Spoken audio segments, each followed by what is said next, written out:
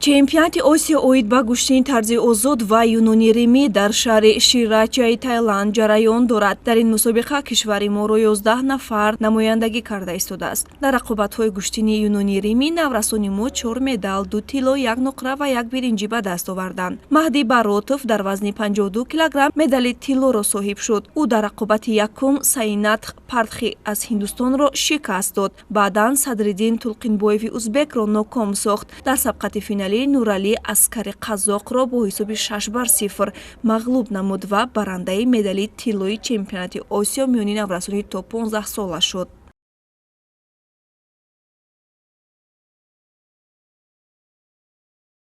Амирҷон Обидов дар вазни 57 кило чемпиони Осиё шуд. Дар нерӯсанҷии аввал Амирҷон Байел Нуралиеви қирғизро мағлуб кард. Сипас Мирас Маҳамбетро ноком карда, дар даври ниманиҳоӣ Сардор Гайбназарови узбекро аз сари роҳаш берун намуд. Дар финал бо Абулфазл Зоҳирӣ Серайдари эронӣ зӯрозмоӣ намуда бо ҳисоби 7-4 зафар ёфт ва дуюмин медали тиллои чемпионати Осиёро миёни варзишгарони тоҷик соҳиб шуд.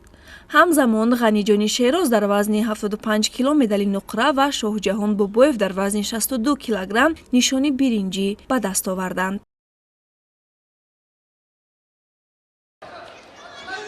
чемпионати Осиё оид ба гӯштин дар шаҳри Шираҷаи Таиланд ҷараён дорад. Дар рақобатҳои намуди гӯштини тарзи озод дар вазни 52 килограмм варзишгари тоҷик Умар Раҳимов имкони мубориза бурдан барои нишони биринҷиро пайдо кард ва дар сабқати биринҷӣ гӯштингири узбек Абдуллоҳ Алиҷоновро бо ҳисоби 13-2 ноком сохт.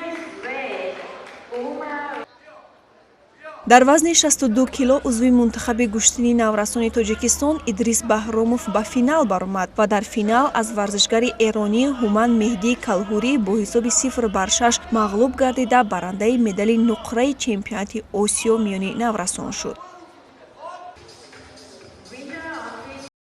Худойдод Ҳакимов дар вазни 85 кило нишони биринҷӣ ба даст овард. Дар рақобат барои нишони биринҷӣ Худойдод Хуслен Цермаи Муғулро шикаст дод. Ёдовар мешавем, ки дар нави гӯштини юнони румӣ варзишгарони мо 4 медал ба даст оварда буданд. Чемпионати Осиё оид ба гӯштин миёни наврасони то 15 сола ва ҷавонони то 20 сола то 24 июл идома мекунад.